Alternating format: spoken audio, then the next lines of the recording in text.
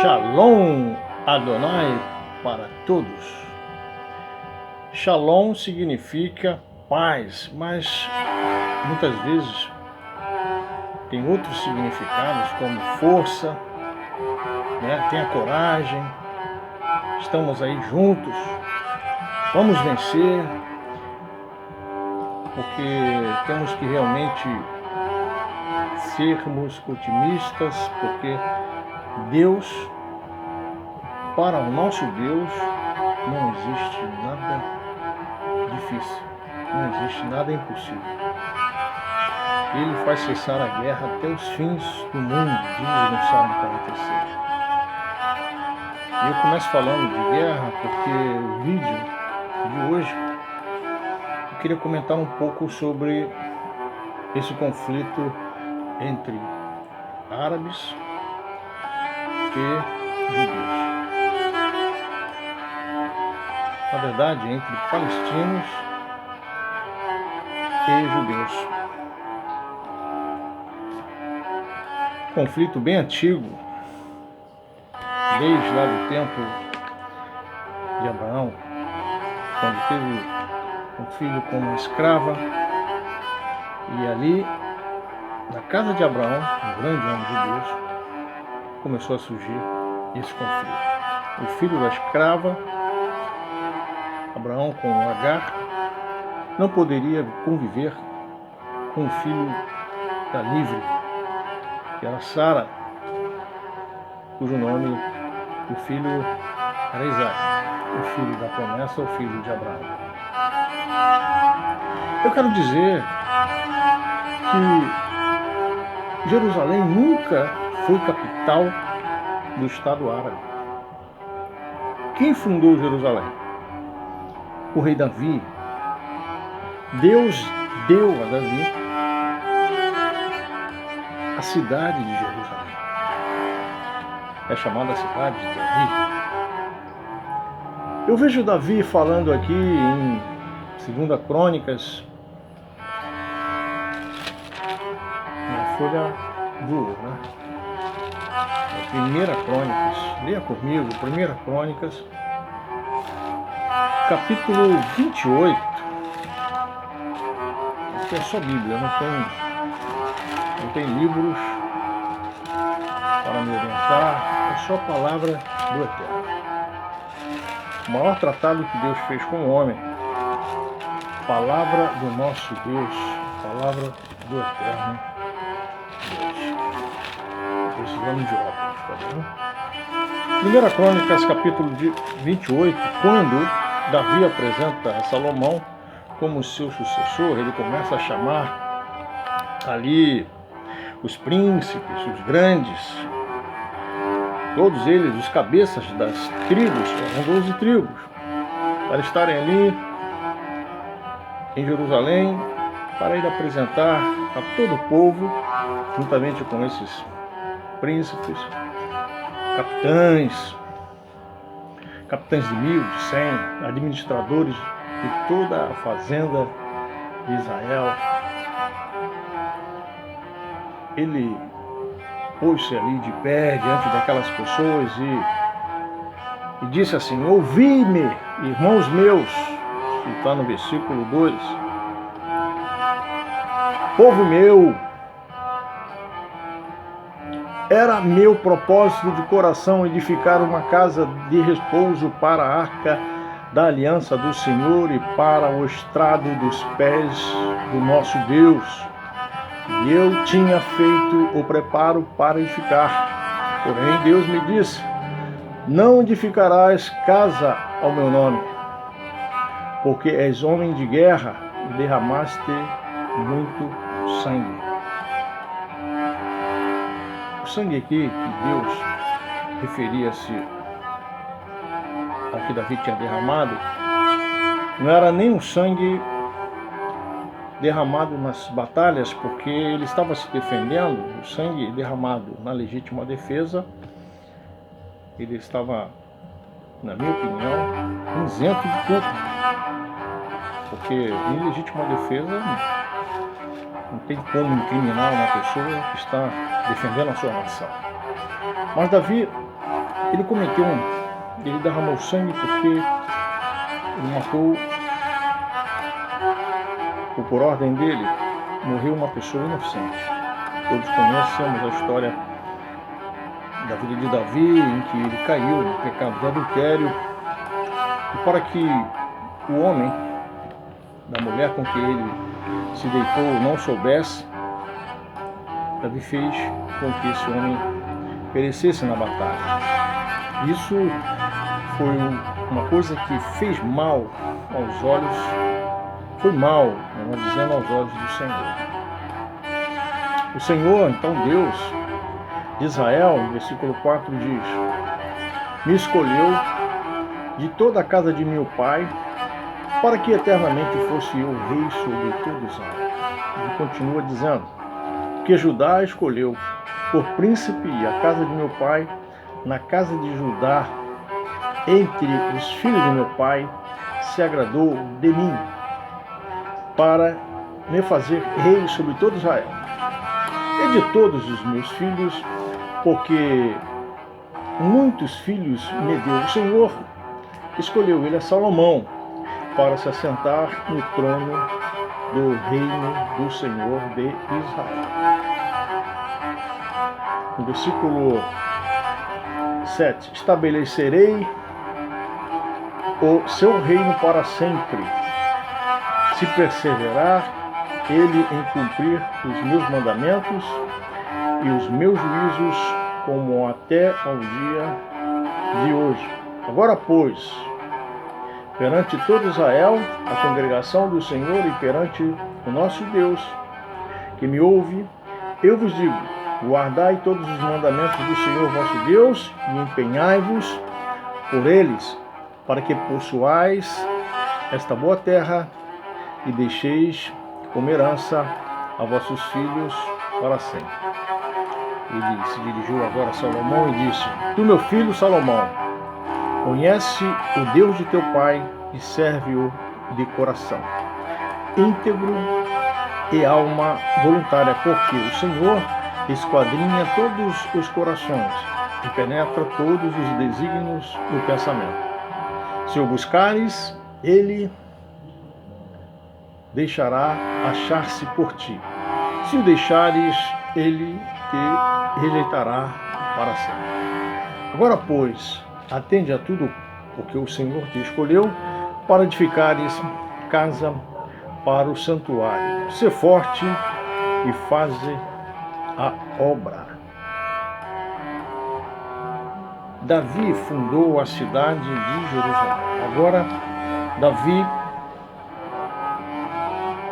aleluia, apresenta ao seu filho Salomão a todo o povo, aos grandes, aos pequenos, dizendo que é Salomão, escolhido por Deus, para fazer o templo em Jerusalém. Então, eu repito, nunca na história não houve nem haverá, a não ser Israel, a não ser os descendentes de Davi, a não ser quem Deus escolheu, tá? Para dar a esse povo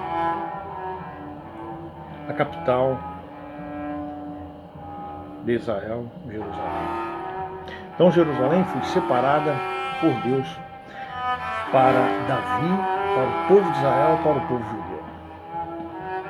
Só que existe um grupo aí chamado de Hamas, ou Hamas, que é um grupo terrorista na Palestina. E quando a gente fala em Palestina, eu no caso fiz uma pesquisa no Google e vi que Palestina lá, segundo o Google, diz que é um nome, uma palavra derivada do grego que significa Filístia, Filisteia. Agora eu estou entendendo. O que faz você lembrar quando ouve essa palavra Filisteia? Filisteu. Os filisteus foram inimigos de Israel durante anos, por séculos.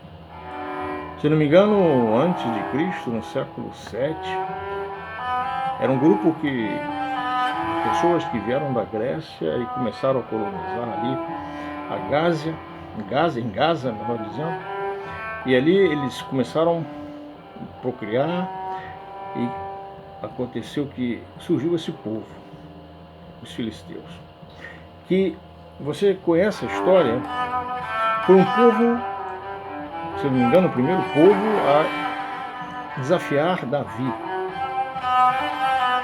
Desafiar, não digo Israel, mas Davi viu esse povo desafiando o seu povo, Israel. Lá no capítulo, se eu não me engano, 16, ou 17, 1 Samuel 17, quando viu aquele gigante chamado Golias, era o quê? Um filisteu. Né? E começou a desafiar o povo de Israel. Então vê que essa guerra é antiga. Então aí os descendentes desse povo aí, Palestina. Os palestinos, isso que eu penso, que eu acho, pelos estudos que eu fiz, eu vi, aqui existem provas aí, tem pesquisa que você pode fazer, você vai chegar à conclusão. Tudo porque, no momento atual, agora em maio, junho desse ano, 2021, a Corte de Israel decidiu, foi tudo um processo bem elaborado, desde o início, com provas, com testemunhas. Começou ali a fazer uma desapropriação no território, não me lembro agora o nome, e ali, segundo a corte, dizia que aquele território ocupado por árabes era um território judeu. Aquelas casas ali pertenciam aos judeus. Porque houve uma época em que um povo, se eu não me engano, a Cisjordânia, segundo o comentário que eu vi, invadiu aquilo ali, expulsaram os judeus que ali estavam e alugaram aquelas casas para os árabes. Né? Ou seja, a posse foi injusta. A posse foi ilegal. Quando você entra na casa de alguém e toma posse lá da casa, sem a permissão dessa pessoa, sem um documento, sem um RGI, registro de imóveis, né? Bens imóveis, aqui no Brasil a gente fala registro de bens imóveis, a pessoa entra lá na marra. Existem posse chamada posses de ilegítima, né? Existe outra posse chamada posse de forma assim violenta, posse violenta, que agora eu não me recordo bem os tipos de posse que existem. Mas existem várias formas de você possuir, mas a forma legal, aquela que tem que a pessoa ir com o dono no cartório, olha, eu vou tomar posse da tua casa, eu vou pagar o valor da casa, ela vai ser minha, vai ter um documento, o dono vai permitir essa posse, vai passar para ele a posse. Isso é legal, isso vale. Mas tomar na marra, isso é ilegal, isso não vale. A posse continua do verdadeiro dono. Quem era o verdadeiro dono das casas que os árabes estavam morando? Eram os judeus. Eles eram o verdadeiro dono. Porque você podia chegar lá para um árabe, uma família lá árabe, e falar assim: a casa é sua? Eles iam dizer: é minha. Cadê o documento? É muito fácil você dizer que algo é seu, mas você tem como provar para a justiça que é seu. Está aqui meu documento, meu RGI está aqui. Está aqui meu RGI, está tudo aqui. Está aqui na folha, aqui, ó. Rua tal, número tal. Está assinado aqui pelo cartório, o sacerdote assinou na época lá. Foi muito antigo esse cartório lá de Israel, assinou lá. Tem a assinatura do dono daí, que morava aí, do judeu. aqui foi legal, foi legítima a posse. Mas se não tivesse documento, não tiver autorização, não tiver a concordância do dono, essa posse foi violenta, foi uma posse injusta, foi uma posse ilegal. Então, a corte decidiu. A corte decidiu que eles tinham que sair, mas só que eles não queriam sair. Aí, o exército de Israel, a força de Israel, foi começar a conversar com eles para eles saírem. Só que era um dia de feriado, um dia de festa em Jerusalém, estava comemorando, creio que a independência, né? Outra festa, agora não me recordo, mas estavam ali no templo, adorando a Deus, e foi aí que o Hamas soube que, através dos palestinos, né, que o Hamas, eles usam o povo palestino para serem como escudo deles. Né?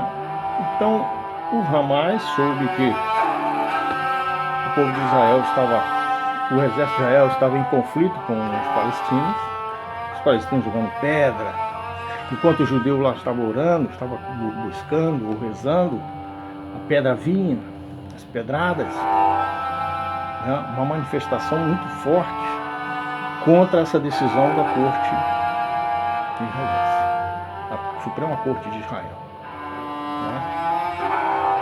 E não ficou só nesse conflito de pedra, de tiro de borracha, não. A coisa foi piorando. Aí o Hamas, então eles não vão mudar a decisão, não? A corte não vai mudar a decisão, não? Então a gente vai mandar agora mísseis.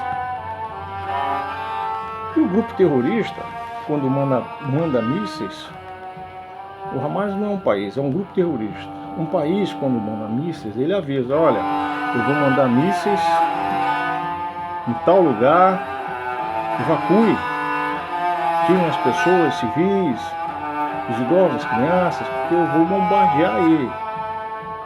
Um país honrado, um país democrático, um país soberano, avisa.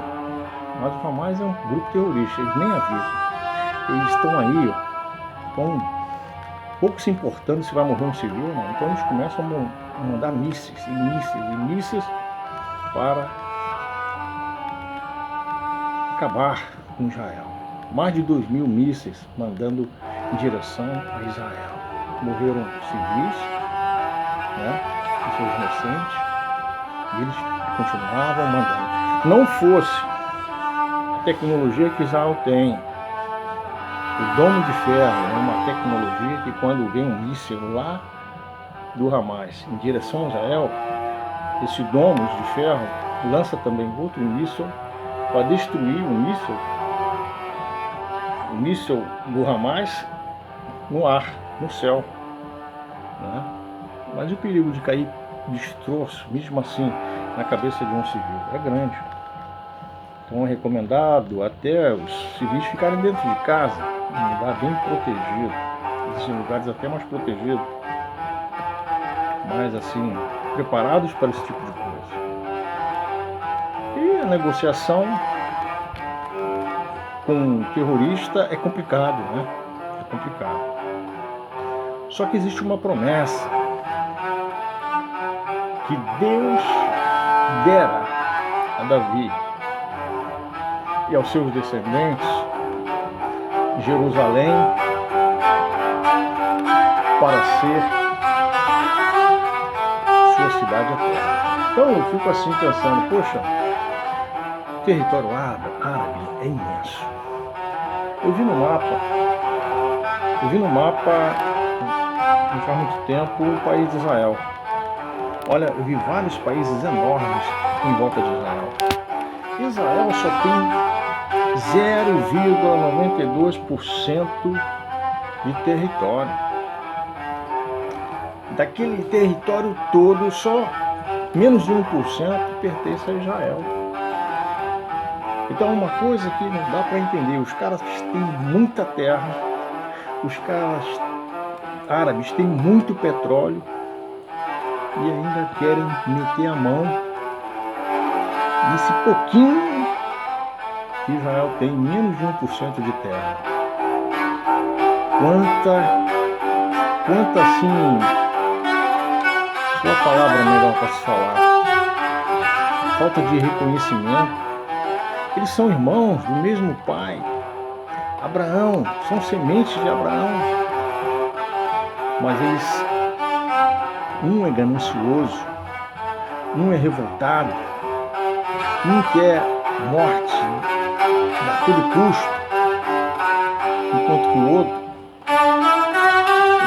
ora a Deus, pede a Deus para que o Senhor entre na causa, para que o Senhor faça justiça. É claro que eu não tenho um conhecimento de um judeu, né? Eu nunca fui a Israel, mas o que eu falo aqui, eu falo que o que eu penso, segundo o que eu pesquiso, e eu termino esse meu vídeo dizendo que nós, como cristãos, temos uma obrigação para com Deus.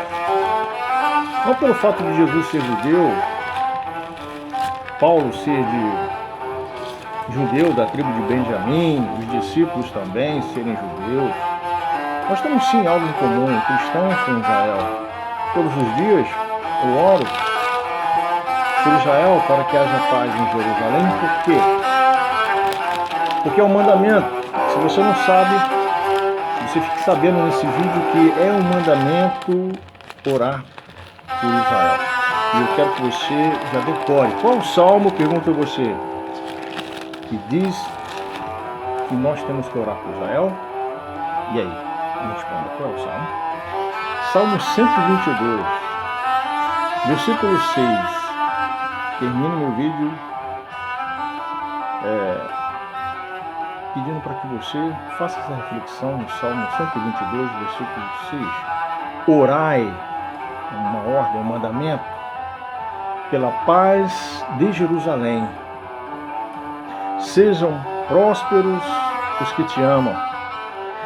Reine paz dentro de teus muros e prosperidade nos teus palácios. Por amor dos meus irmãos e amigos, eu vos peço, haja paz em ti. Orai pela paz de Jerusalém.